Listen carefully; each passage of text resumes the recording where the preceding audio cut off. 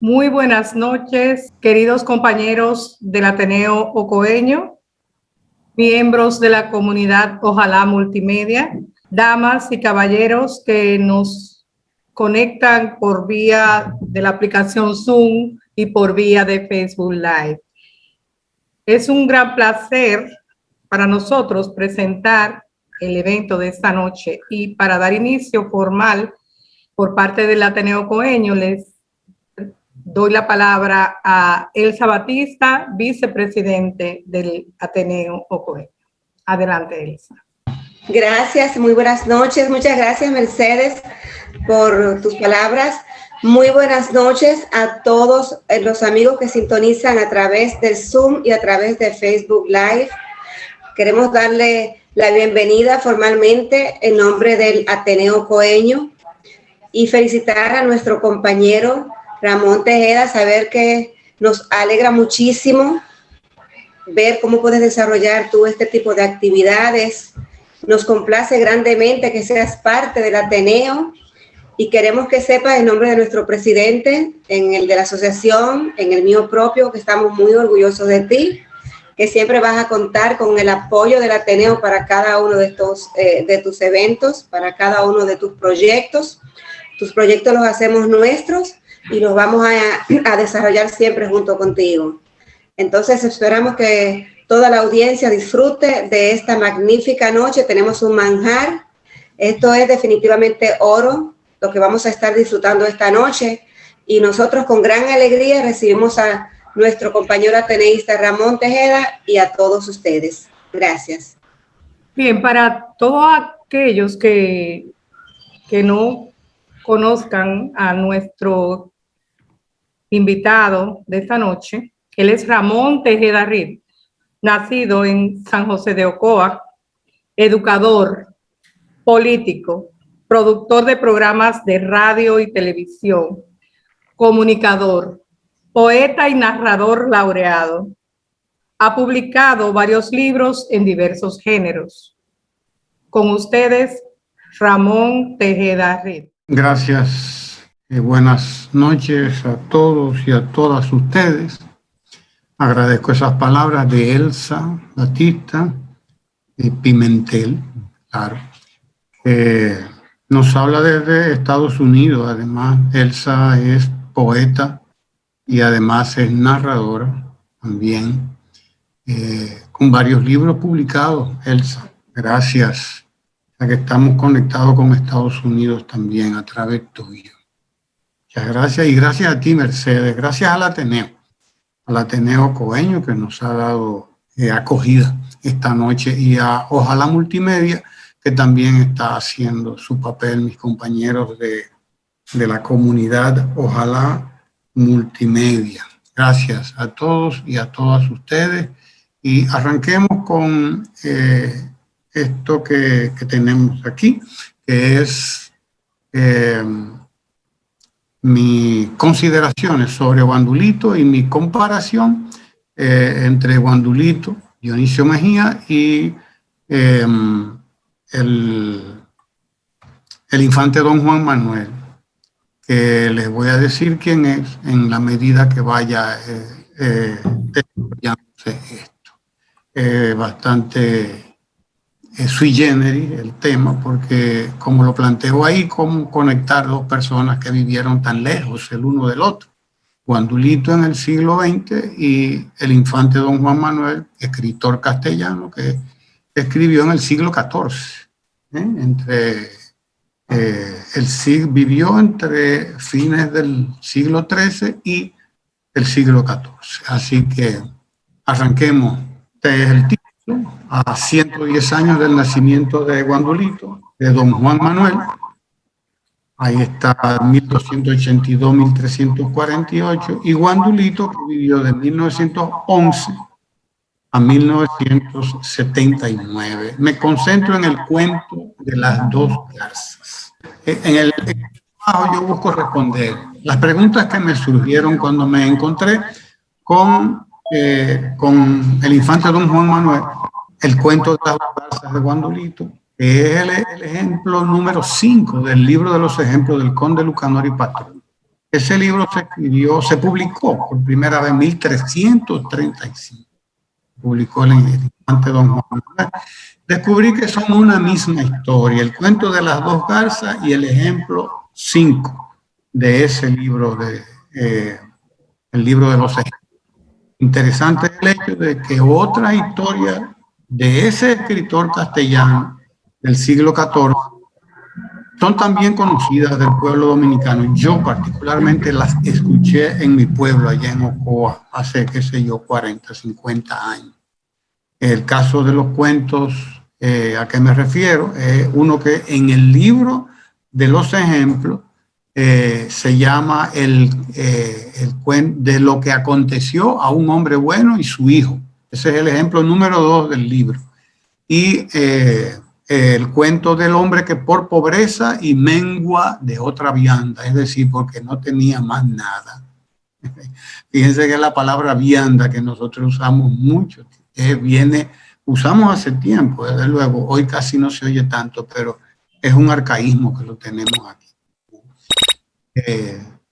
En cuanto a Guandulito y Don Juan Manuel, las preguntas que me hago son estas que están ahí. ¿Es posible que dos creadores separados por más de 600 años hayan contado una misma historia?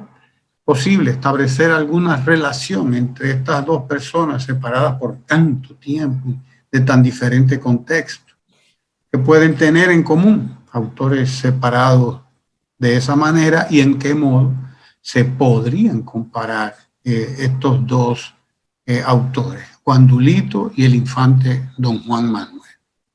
Bueno, la siguiente, Mercedes. Mi respuesta a esas preguntas es afirmativa. Y yo voy descubriendo a lo largo de esto una serie de elementos en los que coinciden estos dos personajes, en los que se puede trazar el paralelo. Rasgos comunes entre Guandulito y Don Juan Manuel es la pasión de ambos por contar, por echar cuentos, historias con el propósito de ilustrar, de moralizar, en el caso de Don Juan Manuel, de dar ejemplo, como decían en la Edad Media, o simplemente para deleitar. En el caso de Guandulito, podría decirse todo eso también, aunque uno siente en él el dejo del humor, ¿no? Esa inclinación conecta a esos dos autores, a Guandulito y al infante Don Juan Manuel, en el cuento de las dos garzas de Guandulito, que es en esencia el ejemplo 5 del libro de los ejemplos del conde Lucanor y Patronio, como ya lo dije, que en el título allí se llama, en el Guandulito le llama el cuento de las dos garzas, pero el infante Don Juan Manuel le llama de lo que aconteció a un raposo, es decir, a un zorro, que era como se les decía a los zorros en la Edad Media, con un cuervo que tenía un pedazo de queso en la boca. En el cuento de Guandulito, la garza tiene un maco en la boca. En el cuento de Don Juan Manuel, el cuervo tiene un pedazo de queso en la boca. Entonces, claro, las diferencias son obvias, pero la estructura es la misma. Encuentro otro paralelo, digo, entre Guandulito y el infante Don Juan Manuel. Ambos autores enfrentaron tiempos de transición y para ambos esa transición fue complicada, fue muy dura, como lo vamos a ver. Continuamos, Mercedes. Pretende mi trabajo traer datos y comparaciones por los cabellos para establecer un paralelo antojadizo entre Don Juan Manuel y Guandulito. Pues yo creo que no.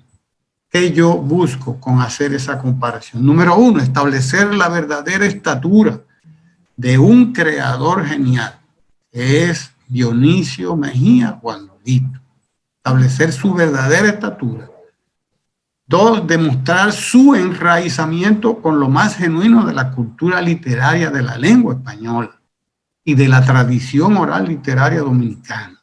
También busco traer a nuestro tiempo a un autor clásico de la lengua española, castellana concretamente en aquel momento, para que nos ayude a comprendernos y aprender a un autor sin igual de la cultura dominicana, que es un modo, digo yo, de encontrarnos con la grandeza y la sabiduría del pueblo dominicano, el cual, decía Juan Bosque, en el cual Bosch decía que veía frecuentemente a Sócrates, y digo yo a Guandulito también. Ahí está, dos de garzas y de zorros, dos autores en su tiempo y espacio, garzas, Guandulito, zorros y cuervos en Europa. Y no hay zorros y cuervos, Guandulito adapta el cuento y pone a las garzas. Dice, entre Dionisio Mejía y el infante don Juan Manuel, median nada menos que 629 años. El infante don Juan Manuel nació, es parte de la nobleza castellana, hijo menor del infante don Manuel, nieto de Fernando III, sobrino del rey de Alfonso X el Sabio. Imagínense usted, nace en una España en transición de la Edad Media al capitalismo, de la Edad Media al feudalismo a una edad moderna y al capitalismo. Pujante Castilla entonces dominante en la guerra contra los árabes. Esa guerra es una gran empresa capitalista ya que reparte tierras y botín arrebatado a los árabes y a los judíos. Tiempo de desarrollo económico y expansión propicios para emprendedores de todos los sectores, sobre todo las clases medias altas y los nobles y militares. Continúo en ese mismo acápite de garzas y zorros y llego a Guandulito. Igual que don Juan Manuel, nació y vivió en tiempos de convulsión política y social. Nació el 23 de marzo del 11. El día 19, es decir, una semana y poco después, mejor dicho, el 19 de ese mismo año es asesinado Moncáceres. Y 5 años después, en el 16, tras la convulsión que generó el asesinato de Mon, la intervención de los Estados Unidos en el 1916, con toda la tragedia que aquello significó. ¿Cómo calaron en el alma del niño Guandulito los dramáticos acontecimientos provocados por esa invasión norteamericana? Bueno, ese es una pregunta esa que tendrá que responder la otra investigación, porque yo no me voy a dedicar a ella aquí, sino, como les he dicho, a esta comparación. Pero sería interesante que alguien trate de hacer. Bien.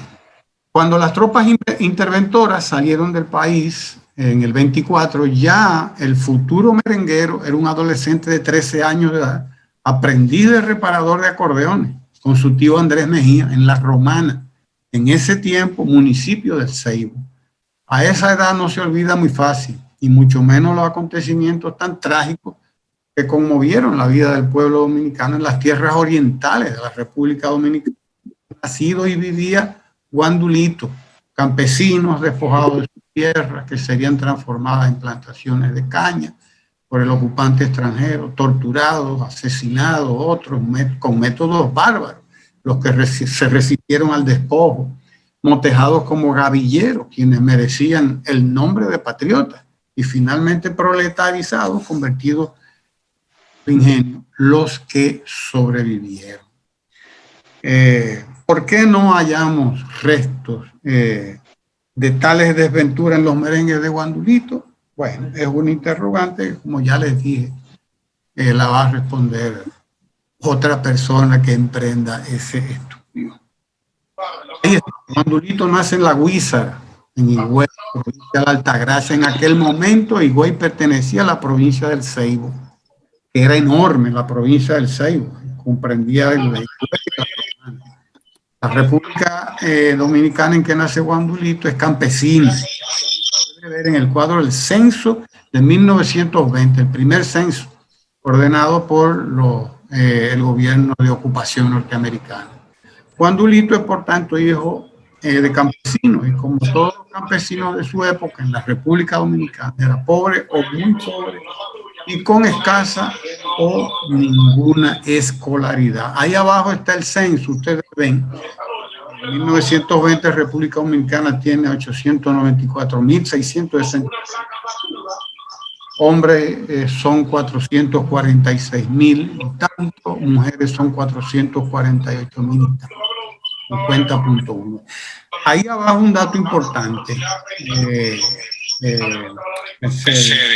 el 16% de la población es urbana, la anterior, Mercedes.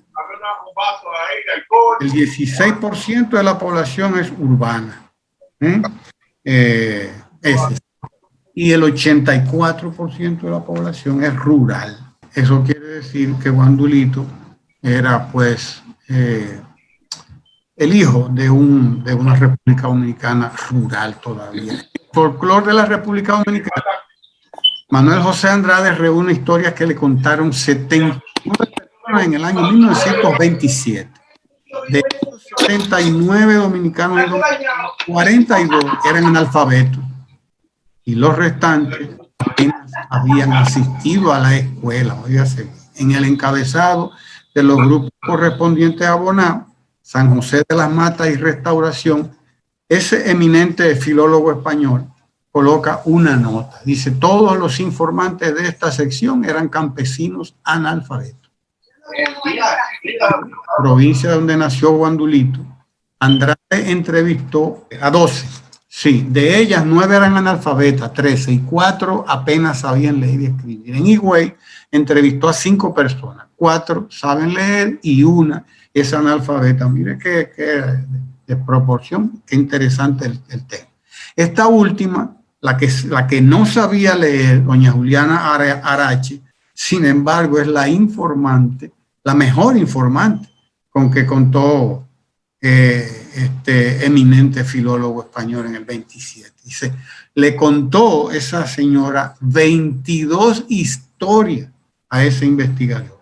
De esas echadores de cuentos, es que es Guandulito, que no nos quepa la menor duda.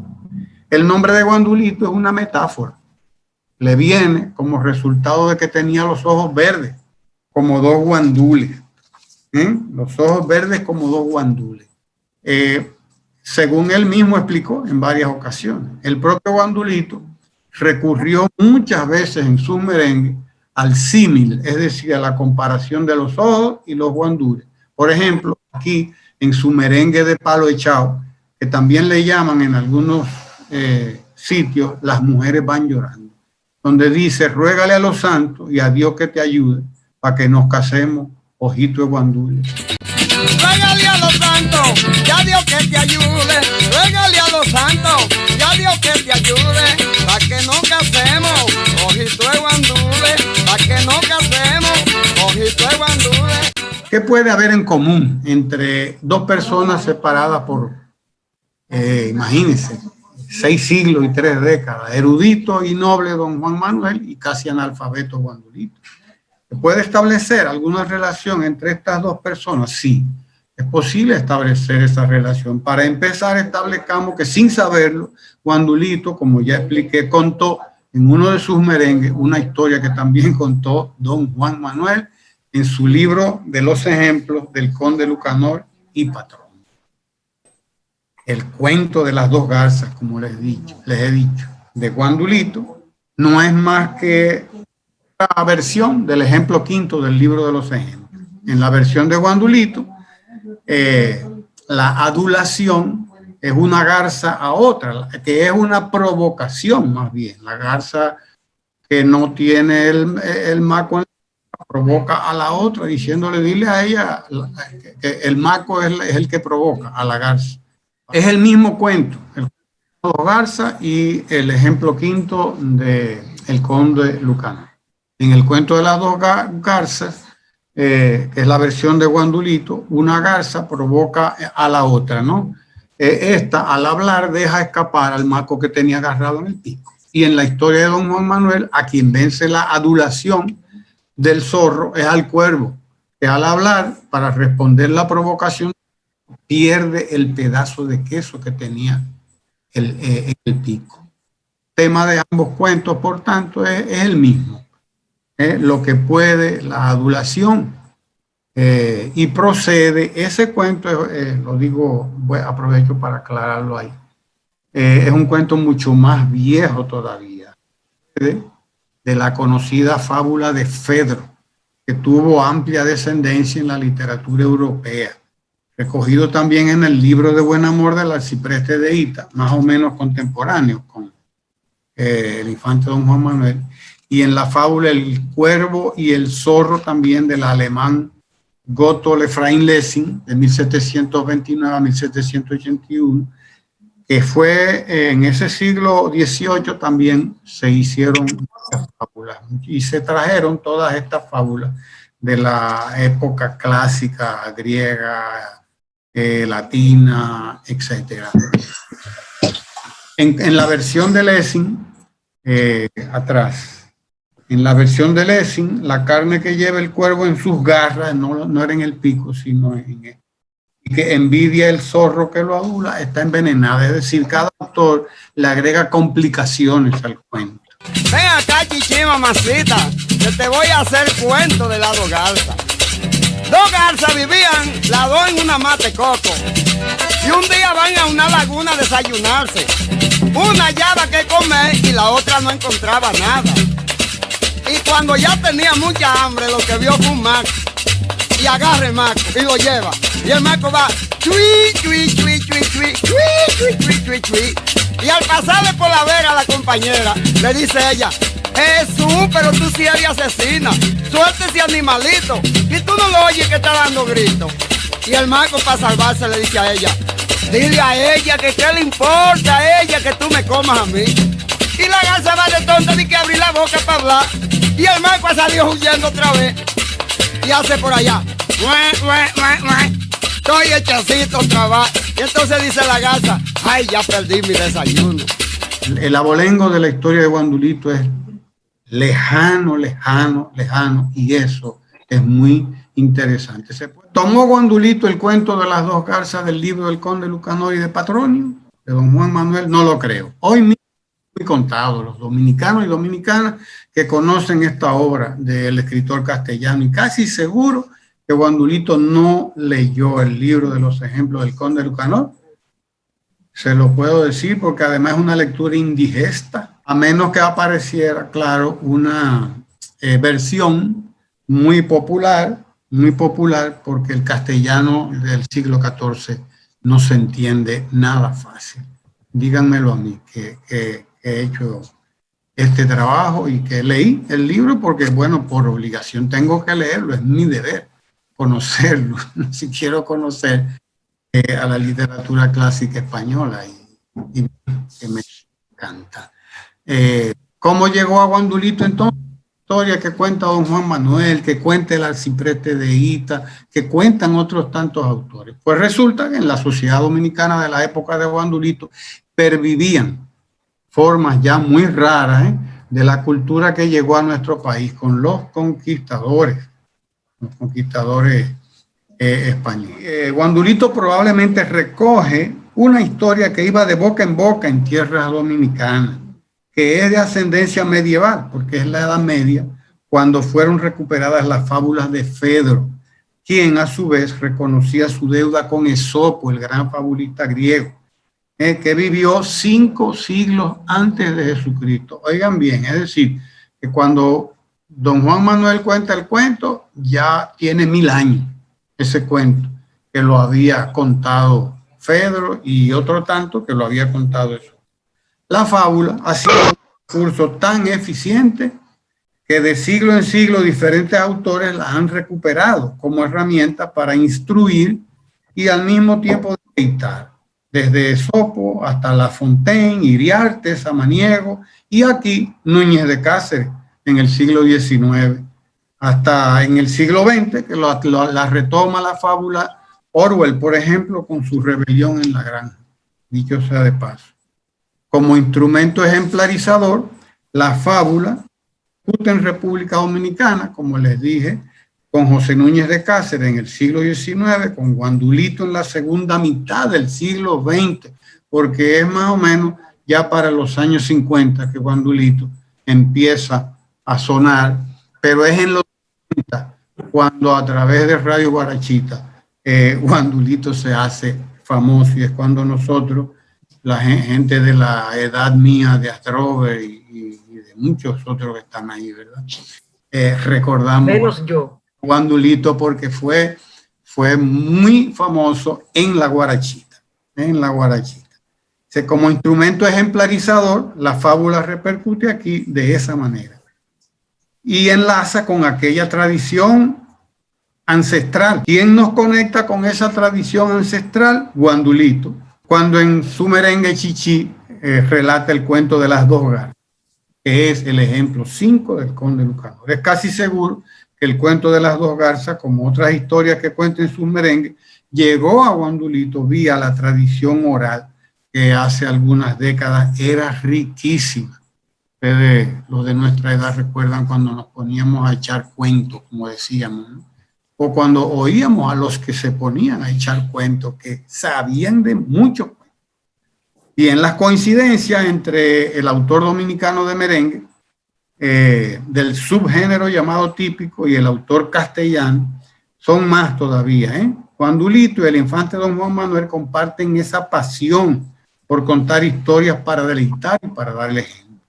En el caso de Guandulito podemos decir que es el heredero de una larga tradición que arranca con la llegada de la lengua española y todo su acervo cultural aquí a nuestra isla, a la isla española y a Santo Domingo, que es como terminó llamándosele finalmente, ¿no?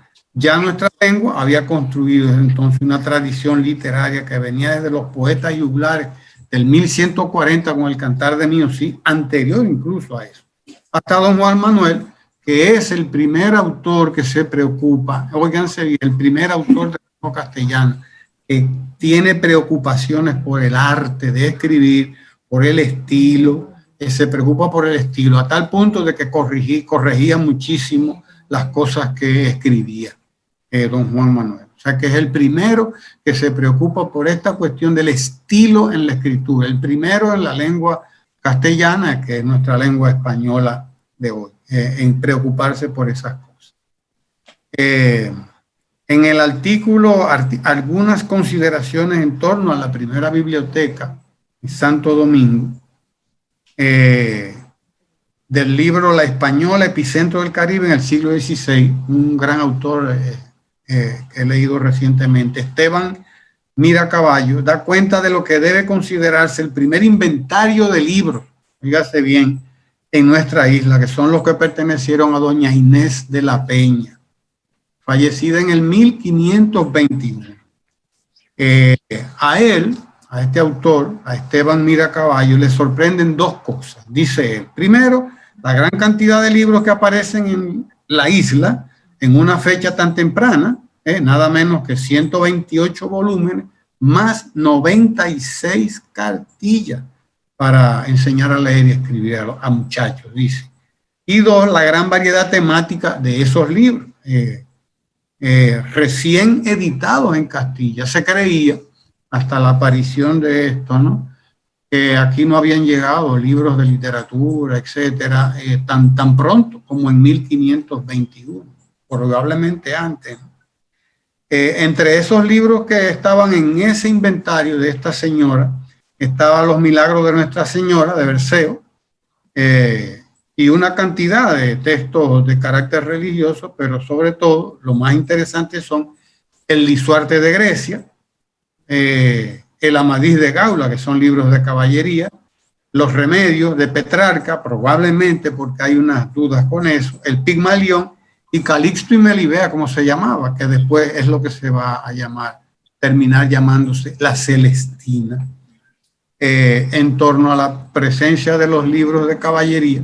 Dice Miracaballo en la página 497, dice, la presencia de los libros de caballería en este temprano inventario es muy interesante, pues si bien es sobradamente conocida la influencia de los libros de caballería en la imaginación de los conquistadores, no es menos cierto lo inédito que resulta encontrarlo en tal número y variedad desde fechas tan tempranas del proceso conquistador.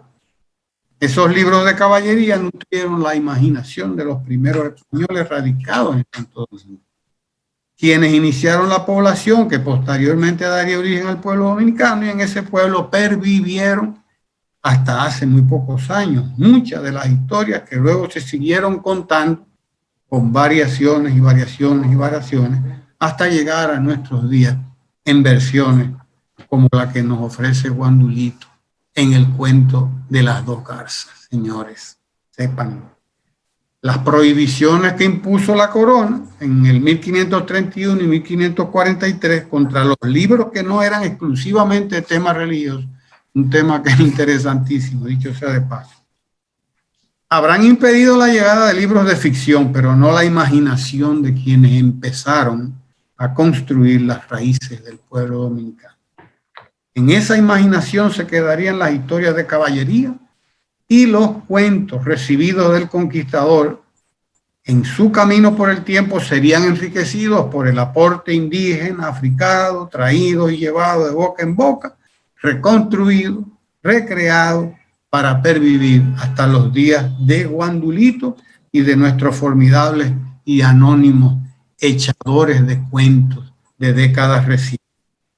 Guandulito es heredero de aquella larga tradición de más de 400 años que se mantuvo sobre todo de manera oral, traída y llevada en la boca y la memoria de millares de dominicanos y dominicanas hasta el momento de su declinación y su práctica desaparición, que es la época actual, digo yo, porque ya no hay echadores de cuentos. Lamentablemente, nosotros hemos dejado perder esa tradición que debió mantenerse donde la han mantenido, por ejemplo, los cubanos, que es en la escuela, donde tienen, por ejemplo, todavía a sus chuineros. Nosotros hemos perdido nuestros chuineros de Baní, nuestros chuineros de Cañafito, que son una tradición única también. Nos van quedando, qué sé yo, 4, 3, 5 de esas pobres gente que se han ido muriendo uno detrás del otro y hemos perdido nuestros chuineros.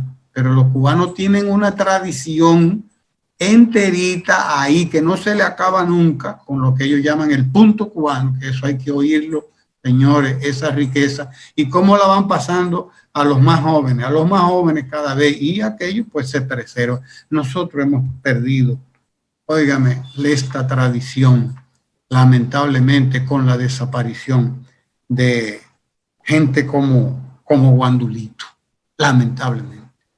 Que además de eso, vimos en su momento como un cuentacuentos, bueno, ok, pero la estatura de Guandulito es grande, y por eso yo lo coloco aquí al lado de don Juan Manuel. Guandulito es heredero de esa larga tradición, dije, de más de 400 años. Sorprende que uno de los cuenteros de Sócrates Nolasco, que ha sido un gran estudioso del folclore dominicano, que ha estado recogiendo precisamente cuentos, ¿no? Y él tiene varios libros, famosos sus cuentos cimarrones, ¿no? Hay uno de los cuenteros de Sócrates Nolasco, don Eleuterio Sánchez, que dice en una de las historias de Sócrates, dice Eleuterio Sánchez: hábleme de historias con ejemplo, como lo hacía Juan Manuel en 1335. Dice él: a mí no me venga usted con cuentos. Me fastidian las historias, las cosas tontas. Me gusta la historia con ejemplo, es decir, con enseñanza. ¿A qué me quiero referir ahí en esos cuentos cimarrones? A que la gente todavía le decía ejemplos a esos cuentos que tenían una enseñanza. Hágame cuentos con ejemplos. Fíjense ustedes cómo le llamaba don Juan Manuel hace más de 600 años. Todavía en el pueblo dominicano se les llamaba ejemplo a esas historias que tenían esa enseñanza, ¿no? La pasión por historias que une a Guandulito y a miles de dominicanos y dominicanas con el infante don Juan Manuel y con el arcipreste de Ita y con toda esta gente, ¿no? Y con la tradición medieval española, llevó al primero a incorporar en sus merengues historias dirigidas a ofrecer lecciones o ejemplos, como en la Edad Media, cuando abundaban los llamados ejemplarios. Probablemente no ha existido otro merengue con una pasión semejante. No, yo no la conozco. Ojalá que alguno de ustedes me enseñe, me muestre otro. Pero creo que no hay otro dominicano con una pasión semejante por contar historias en su merengue, Buena parte de los merengues de Guandulito viene acompañada precisamente de una historia breve, hilarante, contada con donaire, con gracia, ¿no? Y dirigida casi siempre a evocar algún aspecto de la conducta humana, de algún modo, pero sobre todo a deleitar, a divertir. De esa tradición medieval viene Guandulito. La perspicacia narrativa de Guandulito se pone de manifiesto en el merengue El pleito entre el gallo Giro y el gallo Pinto, en el cual narra la historia de un haitiano jugador de gallo con dominicanos que no entienden la lengua haitiana, el creol, al que los dominicanos le llaman patuá. De manera magistral, sin perder un instante el ritmo, la melodía y la cadencia del merengue, Guandulito traduce al español cuanto dice el haitiano. ¡Soy mi peso, mi gallo Giro! ¡Soy 1800 igual mi gallo Giro! Hay un haitiano que está jugando y dice Puco Crapindipiac, Puco Crapindipiac. ¿Qué me dice el tiempo ahí? Te dice que da 10 pesos el gallo Pinto. Póngale la libreta, hombre, si es un banate que está buscando. Ahora está vaciando su gallo y dice ¿quién menos? ¿Tú menos? ¿Tú lleno? ¿Qué hace que tú muegan en la ¿Qué casa? me dice el tiempo ahí, Guandulito? Que dice que lo mate para ganar su cuarto. En ese merengue, como en el titulado Candelo Sedife, hay influencia de la décima, un campesino dominicano que estuvo en Haití vendiendo unos andullos y a su regreso tuvo una entrevista muy curiosa con el que suscribe, Juan Antonio. Entonces, ¿cómo le llegó a Guandulito? Bueno, le llegó por uno de esos tantos folletos que circulaban y él puso en merengue parte de la décima de Juan Antonio Ali. Ojalá, vamos a ver si lo podemos oír.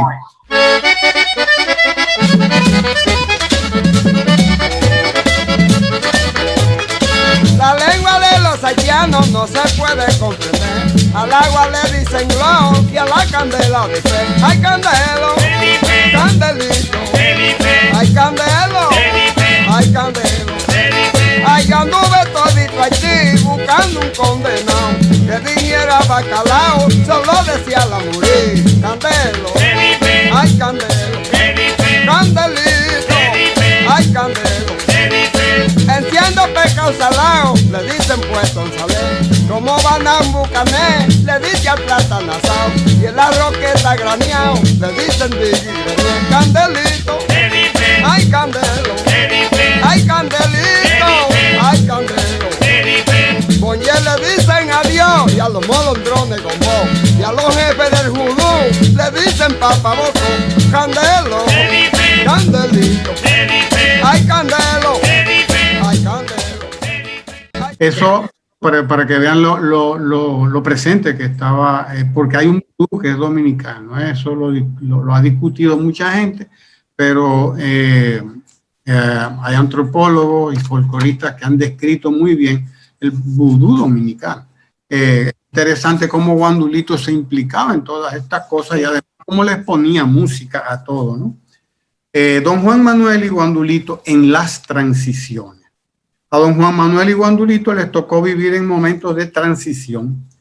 En su página 23, la página 23 del Conde Lucanor, la edición que yo estudié, que es la de Alfonso Sotelo, el escritor castellano, él explica que el escritor castellano era la figura problemática de un noble comprometido con los difíciles problemas de la sociedad de su tiempo y consciente de la crisis que atravesaba la clase social a la que él pertenecía. Una nobleza que iba perdiendo progresivamente sus privilegios y poder político frente a una burguesía cada vez más resuelta y agresiva. Don Juan Manuel se convierte así en el representante del mundo noble medieval que camina hacia su ocaso. Guandulito le toca vivir en las transiciones también. La transición de una sociedad rural a una urbana, de una sociedad campesina que trabaja principalmente para la subsistencia, a una de clase media y de proletarios de la industria de la caña, despojados de sus tierras comuneras, buena parte de ellos. Su niñez, la de Guandulito, transcurre en la transición entre Moncáceres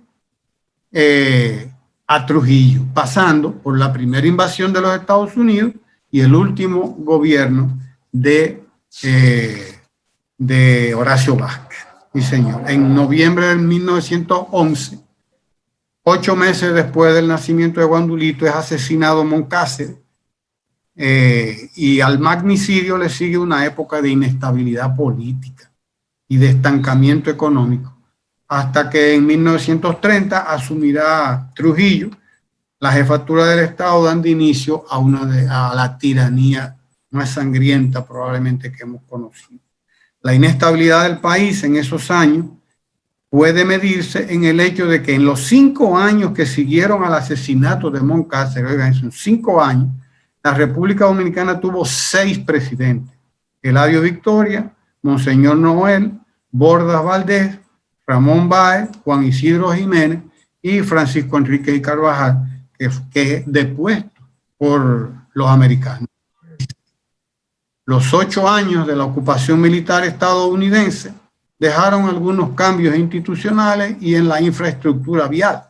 La expulsión definitiva de la influencia europea en la economía de nuestro país y el amarre definitivo de esa economía dominicana a la norteamericana, más el empeoramiento de las condiciones materiales de existencia de nuestro pueblo. Guandulito tendría 13 cuando los marines yanquis abandonan el país y 19 cuando empieza el periodo trujillista de la historia dominicana, de modo que le tocó vivir toda su juventud entre la ocupación militar yanqui y el régimen de Trujillo.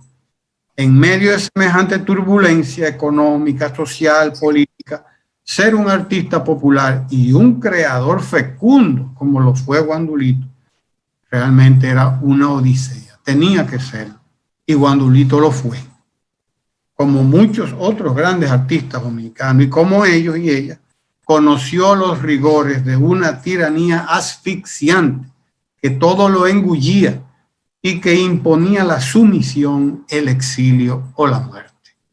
Lo sabemos. El propio Guandulito contó, entre la ingenuidad y la ironía, lo que significó para él la tiranía trujillista y su desaparición. Cantar merengues de alabanza al tirano fue un recurso que él utilizó para aspirar a la vivienda que le habían prometido, pero que nunca le entregaron. Muerto el dictador Trujillo, sobrevienen la incomprensión y el escarnio, la burla, el abucheo violento, tirándole piedras a Guandulito en algunos momentos, hasta el punto de romperle el acordeón en más de una ocasión, él mismo lo contó. El golpe de Bosch traerá más inestabilidad, miseria, hasta que sobrevendrá después el periodo balaguerista. A fines de los años 60, por fin, le acompaña por breve tiempo el éxito como músico de Radio Guarachita, pero lo poco que gana no le alcanza para superar la miseria que le acompañó hasta su muerte. Pero ahí están hoy sus merengues, hablando por él, contándonos de su pasión por el arte de echar cuentos, que lo hace parte de una antigua tradición dominicana de la que han dado cuenta ilustres estudiosos nacionales y extranjeros, y que en nuestra lengua encuentra ancestros tan remotos y famosos como el infante don Juan Manuel, en cuyo libro de los ejemplos del conde Lucanor y Patroni, de hace más de 6 siglos, encontramos la versión o una versión antecesora del cuento de las 2 garzas que Guandulito contó en uno de sus merengues inolvidables. Sí, señor. Con un beso que me diste, estoy loco de amarrar. Ya yo veo que tú me quieres.